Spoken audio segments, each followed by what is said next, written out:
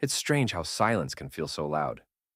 I was exhausted from my business trip, miles of unfamiliar highways and sleepless hotel nights behind me. All I wanted was to see my wife, Kate, and get back to the life we shared. But as I turned onto our street, my headlights swept across a familiar car parked outside our house. An old blue Toyota.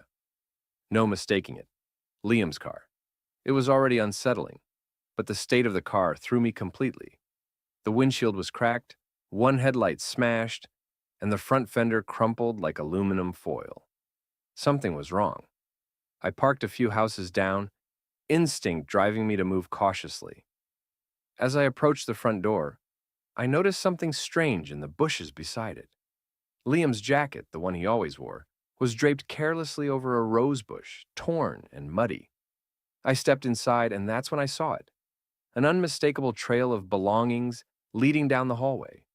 A trail of his clothes scattered across our floors. I clenched my fists, trying to steady myself. Everything in me wanted to yell, to demand answers. But I just followed the trail quietly down the hall. The house was dim, with shadows cast over the familiar furniture. It felt colder than I'd ever known it to be. Then, I saw Kate. She was in the kitchen, her face pale as a sheet, lips trembling, her phone clutched tightly in her hand. She didn't notice me at first. She was too focused on the phone, tapping it over and over, a quiet murmur slipping from her lips. She was calling someone, but there was no answer. Waiting for someone? I asked. She jumped, her face snapping up to meet mine. I couldn't tell if it was shock or fear, but the look in her eyes was unmistakable. You, you're early, she stammered, barely managing to form words. I took a step closer, my eyes scanning the room, and my gaze landed on something just out of view. Liam's keys on the kitchen counter. Beside them, his shoes, his wallet, and a small smear of blood on the tile floor. Where is he? I asked, my voice eerily calm, even to my own ears. Kate's voice trembled as she tried to explain, her excuses spilling out like a broken faucet. It's not what it looks like. He came to help with some things around the house. The car. He had a minor accident. A minor accident? I repeated, the words tasting bitter as I looked back at the wreck of his car outside. My eyes shifted back to her, and I saw the guilt ripple across her face. She knew that I knew. And then she froze, staring at something behind me. I turned slowly, and there he was. Liam standing in the shadow of the hallway, his face pale, a raw gash across his forehead, his clothes crumpled and bloodstained. He looked at me, then at Kate, his gaze hollow and full of something dark, regret maybe, or shame. But there was something else, a strange, fearful respect. He said nothing, didn't even try to explain. Instead, he turned his gaze to Kate and nodded, as if confirming something unspoken between them.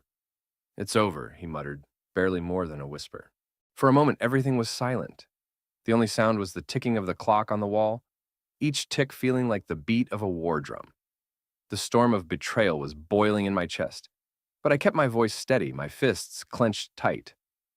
Over? I repeated, looking between Kate and Liam. For you, maybe, but not for me.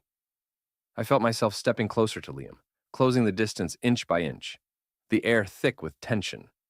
He raised his hands as if to stop me, eyes darting to the door. I could see he wanted to run, and that only fueled my anger. Did you think you'd just sneak around in my own house? Sleep in my bed, eat my food with her? I growled, barely able to hold myself back. Liam didn't even have the decency to look ashamed. Instead, he shrugged, a slight smirk playing at the corners of his mouth. Look, it just happened, all right? Don't make a big deal out of it. That was all I needed to hear. Rage took over. I threw a punch, connecting squarely with his jaw. He staggered back, crashing into the wall behind him. I didn't stop. Every ounce of my betrayal, every lie Kate had told, every hint I'd ignored, all of it poured out in a rush. I grabbed him by his collar, hauling him to his feet, and slammed him against the wall again. Stop! Kate shrieked, running over to pull me off him. But I shook her off, fury burning through me like a wildfire. You think you can disrespect me, both of you? I spat, turning my gaze to her. In my own house, behind my back? Her face fell, but Instead of the guilt I wanted to see, she looked annoyed, as if I were the problem. Liam groaned, trying to get to his feet, and I kicked his legs out from under him, watching him fall back to the ground. I leaned down, getting right in his face. You're going to regret every single moment you spent here. You're going to wish you never crossed that line. All right, he panted, his hands up in surrender. Look, I get it. I'll go. This wasn't worth it. He cast a quick look over at Kate, as if she were suddenly nothing more than a mistake. That look, more than anything, made me lose control. All this time, he'd played with her, toyed with her feelings, and she'd let him. They'd both betrayed me, and now he wanted to throw her away like trash, like she meant nothing. After what they'd done, I hauled him up again and threw him back, harder this time, watching him stumble toward the door. He grabbed at his jacket from the floor, fumbling to get it on, his fingers shaking. He didn't look back, didn't try to fight. He just went for the door like the coward he was. And then I felt her touch on my arm, her, the woman who'd promised to be by my side. Kate, trying to calm me down. Please, she murmured, her voice full of pleading. Just let it go. We can talk about this. Talk? I laughed bitterly. You threw everything away for him and you want to talk? I stepped back, feeling the weight of the betrayal crush me, yet she looked back at me with defiance. There was no apology in her eyes, just impatience, as if she were the victim. You think you can just come back here and act like a saint? She sneered. You were never there for me. You left me alone for weeks, and you wonder why I wanted more? It hit me harder than any punch. She twisted it, twisted my loyalty into some crime I was guilty of, as if I hadn't been working for us. I could feel my control slipping as I stared at her, that smug, resentful look. In that moment, I realized it was over. Not just the marriage, but everything we'd built. She'd torn it apart, and now she wanted to make it my fault. Without another word, I turned away, grabbing my keys. I didn't need to hear another excuse or watch her try to paint herself as the victim. I left, slamming the door behind me, the sound echoing through the street. And as I walked away, I felt the weight of betrayal, anger, and relief wash over me. I'd lost everything, but I was free. That night, I couldn't sleep. I sat in a cheap motel room, the walls thin, the TV flickering, and every thought buzzing in my head like a swarm of wasps. Kate's words echoed in my mind, her twisted justification, the anger in her voice, as if I were the villain. And Liam's smug face, his cowardly retreat, all of it haunted me. I knew I couldn't just let this go. Let them keep the house.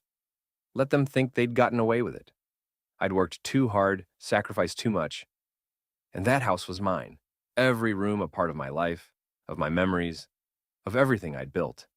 They had taken everything, but I wasn't about to walk away empty-handed. The next morning, I drove to my lawyer's office.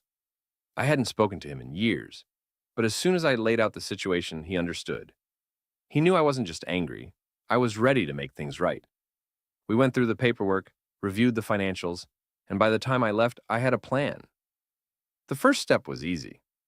I called Kate. She answered, her voice hesitant, probably thinking I'd come begging, ready to apologize. But I didn't give her a chance to say a word. Move out, I said flatly. You've got 2 weeks. Pack up your things and get out. What? You can't be serious, she said, her tone shifting to outrage. Oh, I'm deadly serious, Kate. You've been using my house as a love nest for your little fling, but that's over now. Get out, or I'll make sure the world knows exactly what you've been up to. She sputtered, trying to throw the same accusations at me, but I hung up. I could already picture her face, the shock turning to anger. But she knew I wasn't bluffing. She knew I wasn't about to give in. The following days were a whirlwind of preparations. I called in favors, spoke to mutual friends, and gathered every piece of evidence I could. I wanted her out, and I wanted her to understand just how little she meant to me now. 2 weeks later, I drove up to the house, my heart pounding but my mind clear. As I stepped inside, the place felt like a shell. Kate's things were gone, the furniture bare, every trace of her removed. It was exactly what I wanted, but somehow it still felt hollow. All the memories, the laughter, the plans, they'd vanished, leaving an emptiness that I couldn't shake. But as I walked through the rooms, I felt something else growing, a sense of peace. I'd taken back what was mine, reclaimed my life from the ruins she'd left. And as I stood in the doorway of what used to be our bedroom, I knew that I wasn't broken. Bent, maybe, scarred and hardened, but still standing. And that was enough. In the days that followed, something dark and determined grew within me. Taking the house back felt satisfying at first, but it wasn't enough. Kate and Liam hadn't just betrayed me, they'd tried to walk away unscathed, painting me as the bad guy. They'd taken advantage of my loyalty, twisted my sacrifices, and expected to continue living without any consequences. That thought alone became a quiet fire in me, a fire that demanded retribution. I was going to make sure they felt the weight of every single mistake they'd made. I began my plan with Kate. I knew her well enough to understand her weaknesses, the things she valued most. She was deeply invested in her image, her friendships, her carefully curated social circles. She craved validation from everyone around her, and she'd never handle the shame if people knew what she'd done.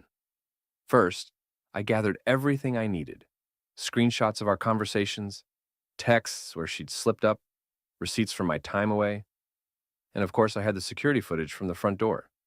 A neat, time-stamped record of Liam's regular visits.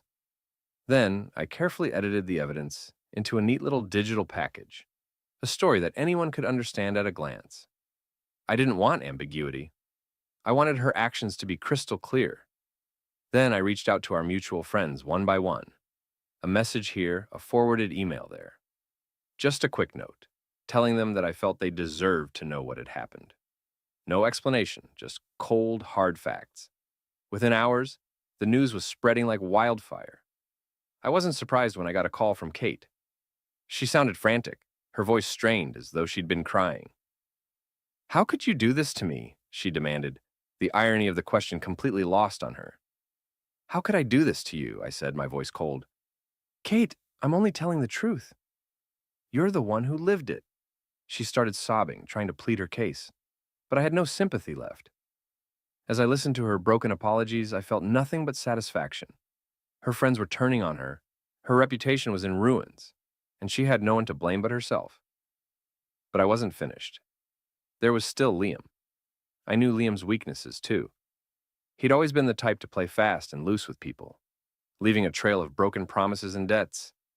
The kind of guy who borrowed money and forgot to pay it back, who made a lot of enemies and left them in his wake. So, I reached out to a few of those people he owed or had wronged in the past, and shared a few choice details. A whisper here, a rumor there. I let them know where they could find him. Let them know he'd come into some new money thanks to his latest affair. It wasn't long before his past caught up with him. It took about a week, but word eventually got back to me. Liam's business had been ruined. His so-called friends had cut him off, leaving him alone, broke, and vulnerable. And it got worse for him, too. I'd learned enough to know that some of the people he owed were not the forgiving type. I knew he was being harassed, that he had debt collectors on his back. Liam was watching his life fall apart in real time, with no one left to lean on.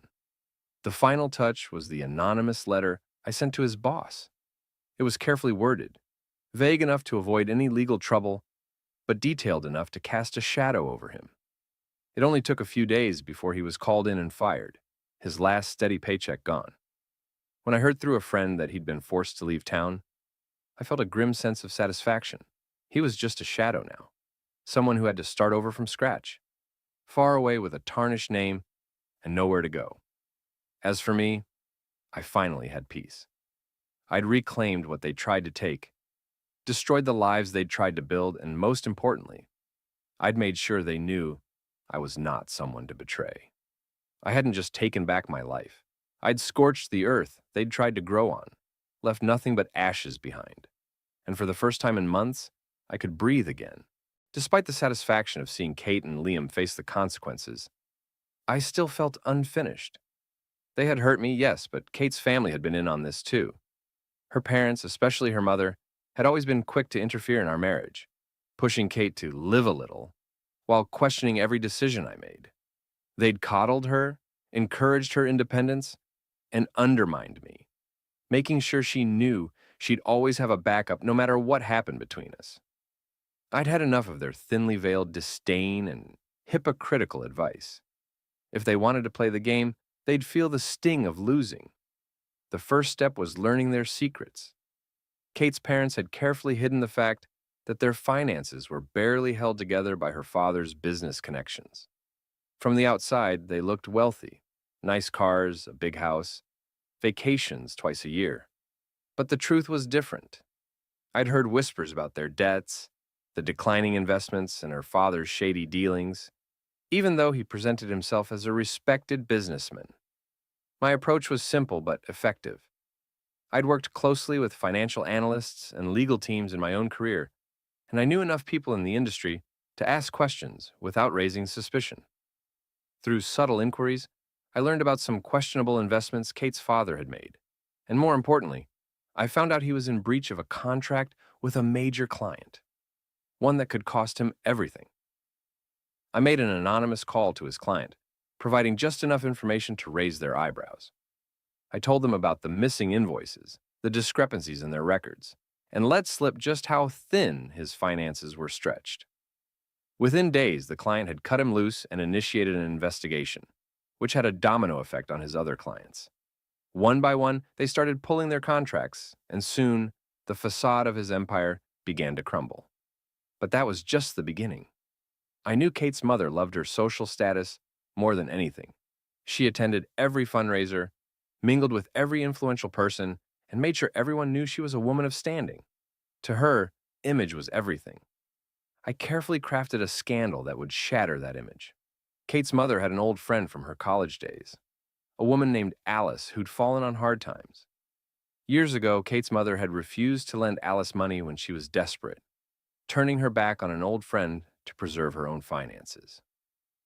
Now, Alice was bitter, and with little encouragement, I convinced her to share a few stories about Kate's mother's hypocrisy and lack of loyalty, the way she'd abandoned friends in need and manipulated others to climb the social ladder. Alice spoke to a journalist, one of those writers with a nose for gossip and a taste for exposing the high society types who pretended to be better than everyone else. The story made the rounds, tainting Kate's mother's reputation, and soon enough, she was blacklisted from the very events she'd built her identity around. When word spread about her husband's failing business, and then about her lack of loyalty to friends, her carefully constructed social life fell apart. She became a pariah in her own circles, the invitations stopped coming, and her friends ghosted her. She tried to deny the rumors, to play the victim, but everyone saw through it. Without her status, she was nothing more than a lonely woman living in a too-big house with no one left to admire her. But the final piece of my revenge was the one I knew would cut them the deepest. They'd once been proud of Kate, bragging about her perfect marriage, her husband who provided for her, who built a successful life with her. They flaunted it in every conversation, a badge of their own accomplishment, proof they'd raised her right. Now, I made sure they saw what she'd become. I left a packet of all the evidence, the cheating, the betrayal, the lies, on their doorstep. Photos, text messages, screenshots of every moment she'd failed. A letter accompanied it in which I explained in full detail just how their interference had led her down this path. I told them about the lies she'd told, how she'd thrown away everything we'd built, and how their encouragement had helped her ruin not just her life, but theirs as well. After that, I heard nothing from them. A mutual friend told me they'd cut ties with Kate, and as for Kate, she stopped reaching out entirely. She was left alone, isolated from her family, and without Liam, who disappeared without a trace. She had no home, no friends, no allies. In the end, I didn't just reclaim my life. I took hers down to the foundation and burned it to the ground. In the months that followed, life grew quieter. My revenge had been thorough, leaving no loose ends, and for the first time in ages, I felt something I hadn't felt in years: peace. Kate, her family, and Liam had all vanished from my life, their ties to me severed cleanly and irreversibly. But one day, as I was closing up a late night at the office, I heard my phone buzz with a message from an unknown number. "Meet me one last time. You owe me that much." It was Kate.